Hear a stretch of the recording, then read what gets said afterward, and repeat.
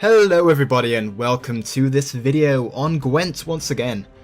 Given that the previous video was fairly informative and somewhat interesting, if you're new to the closed beta, if you recently got a key and you're not sure about what decks you can, cheaply make with each of the factions, yeah, I'm kind of thinking I'm just going to do a series on each faction's cheap decks and what you can do with a very limited collection, as currently I have yet to actually invest in any kegs myself.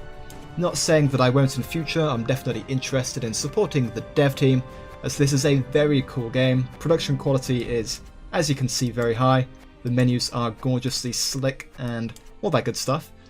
But yeah, to begin with, I'm going to do a basically free-to-play series on a bunch of cheap decks that you can very easily make fairly early on using cheap cards, and last week we did Nilfgaard, actually. We did Nilfgaard with a reveal deck using mangonels and a lot of the easy and cheap reveal cards that you can get.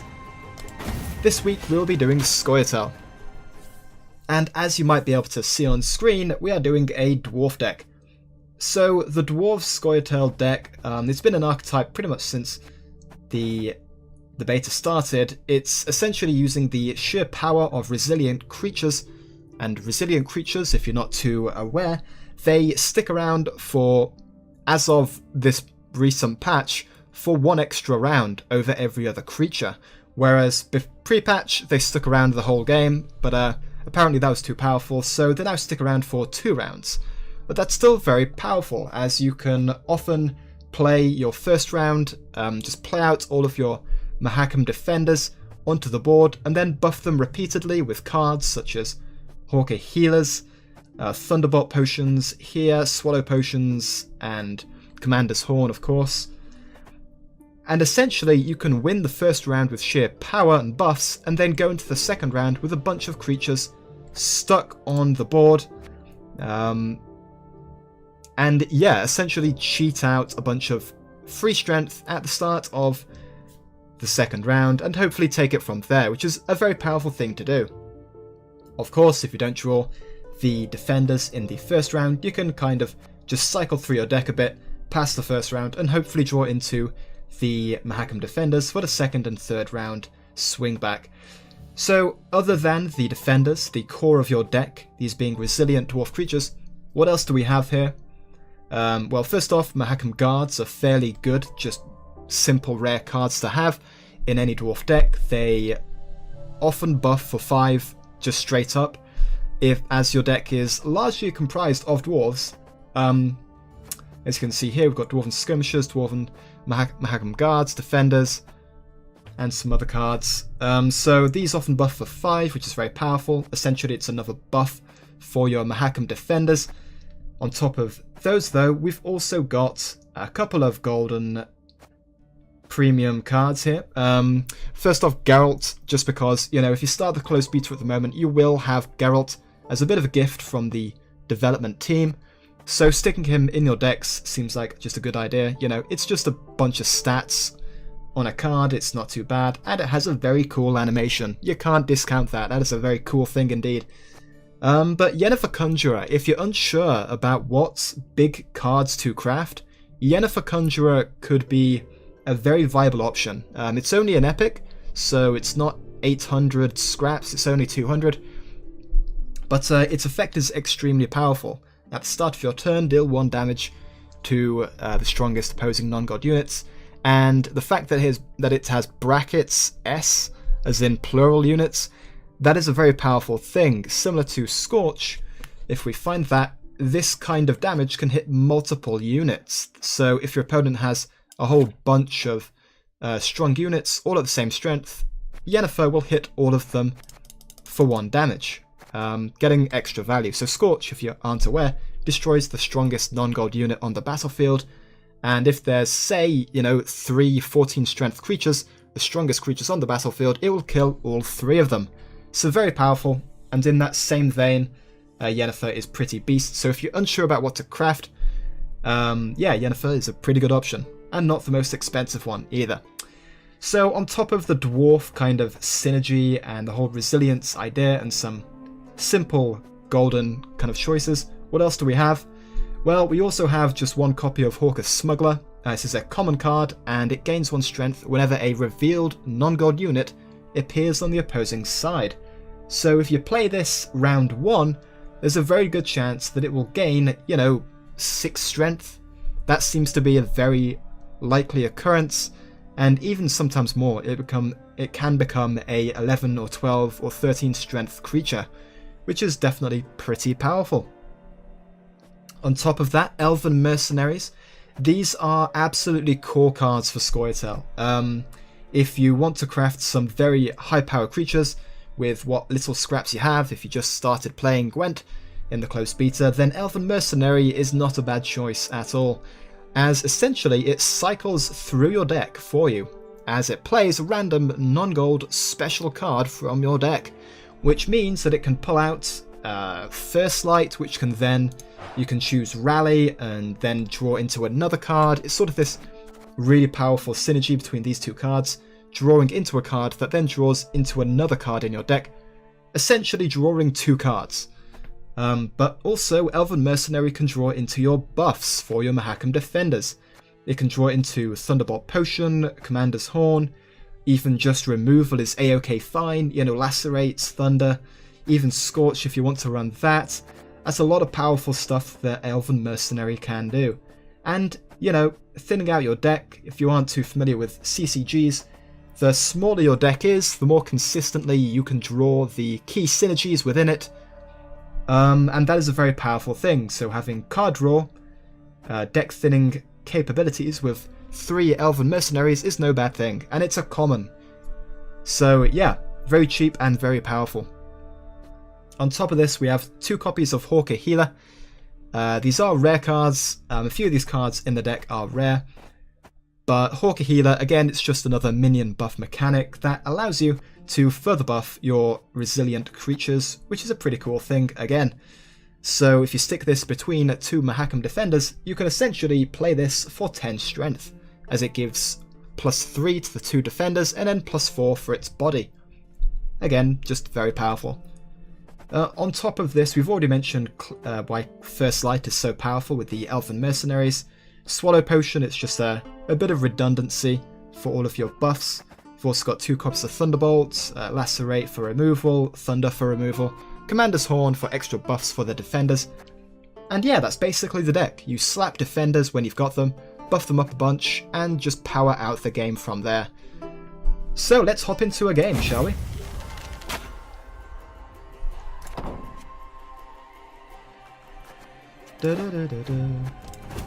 So as I mentioned, this is post the positioning patch. That was a few days ago. So a lot of the buff cards have been nerfed, and as I did mention, the resilience keyword, I guess I would call it, is also worse, as it only works for a extra round instead of the entire game. But even so, this is a very solid archetype, proven to be powerful. And yeah, it's worth playing around with. It's very fun, just sticking massive creatures on the board. So, obviously we do want to find our defenders. They are the core of the deck, being resilient. Yennefer Conjurer is just a powerful card, so these 3 are a-okay fine to keep. Mahakam Guards, they buff our defenders, so we're going to keep those as well. Elven Mercenary draws into our deck, which is nice. Lacerates, let's see what our opponent is. Okay, so we're playing against monsters, so Lacerate could be potentially useful. Thunderbolt Potion is also useful. I might ditch a Swallow Potion for another creature, and I might ditch another Lacerate as well. Also, with a Scoia-tael faction ability of choosing who gets to start for one round of the game, who gets to start that round, I often find that if you don't use it on the turns that you don't expect to finish the game, and then save it for the final round of the game, that's a pretty powerful way of using it, as that way you can let your opponent go first and then react to what they're playing, which is, yeah, I think that's the best way to use the Scoia-tael faction passive. So given that we want to force out this first round in style, I'm going to play Yennefer Conjurer turn 1 to pick up when I'm done with you. As my first play, as her ability does the most damage the longer you leave it on the board. So naturally, if you play it as your first creature, it has the most time to do repeated 1 damage. And potentially multiples of 1 damage. So, to some extent, we do want to play Mahakam Defenders at some point. We can play it first if we want to, and I think we might have to actually. It's possible, however, that if we use Dwarven Skirmisher on the Golem, we set all of these creatures to 3, which means possibly Yennefer Conjurer can hit all 4 of them, as you just saw there, which is very powerful. So looking out for those kind of synergies, that's a very big deal indeed. But what else can we do?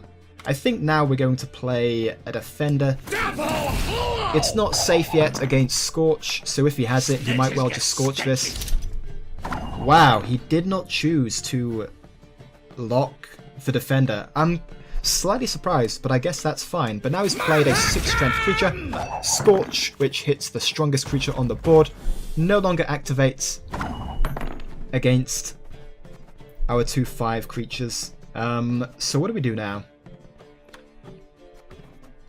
I feel like I'm just going to lacerate this board.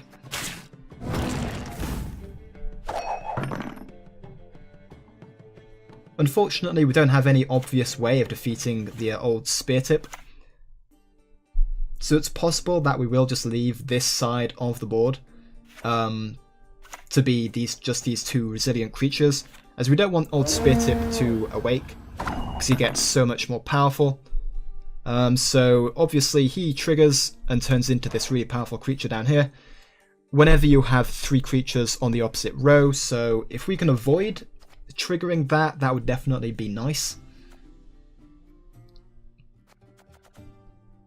Although looking at this hand, it's going to be hard to do. Very hard to do indeed. Yeah, I don't think we can actually avoid it. So I'm just going to go with this. Use the Dwarven Synergy to buff up the Defender. Possibly next turn. Ooh, he's got a Lacerate. That is unfortunate for us. Maybe we pass this turn, seeing as terrible things have happened so far. But if we can take a win, that would be pretty sick. Okay, I'm going to go with this. Once again, buffing up our resilient creature, as that gets the most value, as the resilient creature with the buff sticks around for more than 1 round. So this buff essentially triggers twice, which is naturally quite powerful. So now that he's used 1 Lacerate, hopefully he doesn't have a second one. Since you insist. That is a big doo-doo. That's a scary card. Okay. So, given that we want to set up the Thunderbolt Potion for next round, I think I'm going to play Elven Mercenary instead of Hawker Healer. I think. Actually, I'm going to go Hawker Healer. We ought to help one or the other. Setting it between the 2 creatures because of the positioning update. Hawker Healer no longer does buffs to the entire row. Okay, so he's just letting us do our thing, which is a-okay fine with me. If we do this, we buff each creature by 4 strength, so that gives us an extra 12, which sets us up to... What does that set us up to? 38? God, my maths is rusty. So that doesn't quite do it. Which means we're probably going to have to play Elven Mercenary, regardless of what happens. And we get that anyway, so that's fine. Obviously, with any buffs that you find, gonna pass this turn. Any buffs that you find, making sure that your resilient creatures get hit with them, that's the main thing, as that way you get twice the value from it. But as you can see, very similar to the monster racial passive, we get a massive creature on this round, giving us a bit of a boost, counteracting the monster's effect. I'm going to let the opponent go first. It's unlikely that we can win this round just because we're facing against 1 extra card from the opponent, which is definitely quite scary.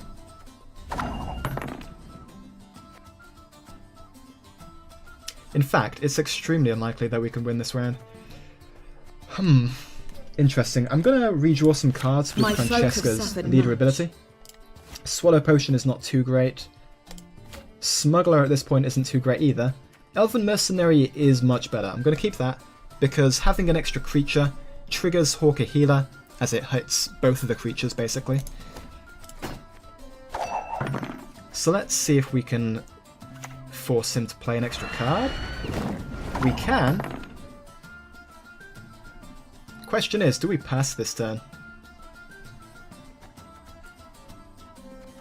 We actually could do. We're already quite far behind. I'm going to pass this turn. Maybe we can win in the third round. It seems kind of tricky, but regardless, we're going to see if that's going to be our only line of play.